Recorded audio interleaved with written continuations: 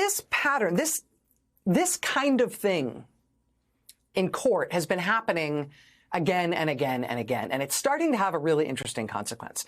For weeks now, we have seen this pattern emerging. You've got lawyers representing the Trump administration who are being forced effectively to present arguments that either aren't truthful or don't make sense in court. And when they try to pull that off in open court, they face questioning from judges.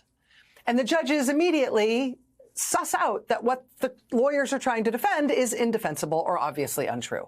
And so again and again and again, you're seeing Trump administration lawyers basically being thumbtacked to the back wall of the courtroom by one judge after another. And it has produced these incredible headlines. Headline, is that really how you think this all works?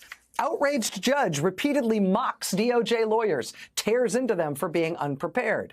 Headline, judge in Alien Enemies Act case chides DOJ lawyer over refusal to answer key questions. Headline, judge snaps at Trump administration lawyers for gaslighting. And again, this is just an untenable situation these lawyers are being put in, right? You have to be truthful to a judge. You have to be truthful to the court as a lawyer who's standing there in front of the judge. But being truthful in this administration is seen as a betrayal of Donald Trump. So what are these lawyers supposed to do, right? You literally cannot lie to a judge and stay a lawyer. But telling the truth to a judge in so many of these cases, not only is it not going to win you the case, it helps prove the point that the administration is losing all of these cases because they keep doing things that are really blatantly illegal, right?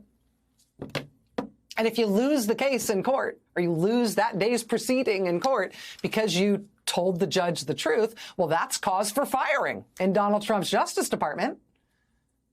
So what are you supposed to do? I mean, honestly, the answer is obvious, right? Ethically, you can see, whether or not you're a lawyer, right? You can see what you would do and what you should do if you were a lawyer in this case. You just do the right thing, right? You zealously represent your client, yes, but you always tell the truth. If you do that as a Trump administration lawyer, you will get fired for it. And so now we're seeing people get fired for it, and their supervisors get fired too.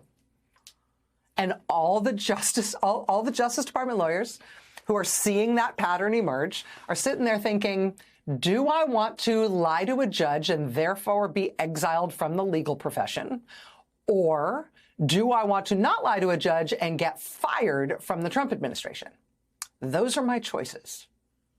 What else can I do? And so they're all quitting. We are now seeing this untenable situation reach its natural mathematical conclusion in a pretty dramatic way. The Washington Post is now reporting that at least half of the frontline lawyers in the Solicitor General's office are either preparing to leave or have announced their departures already. What's the Solicitor General's office? That's the office that specifically argues cases for the administration in front of the Supreme Court. A majority of their lawyers have now quit or are quitting. Quote, many of the lawyers leaving the office are uncomfortable or turned off by directives from Justice Department leaders. Again, the reporting here is that at least half of the lawyers whose job it is to defend Donald Trump at the Supreme Court, a majority of the office that has that responsibility has now quit or is about to quit. That seems like a bad sign, right? Seems like a bad sign in terms of what this administration is up to.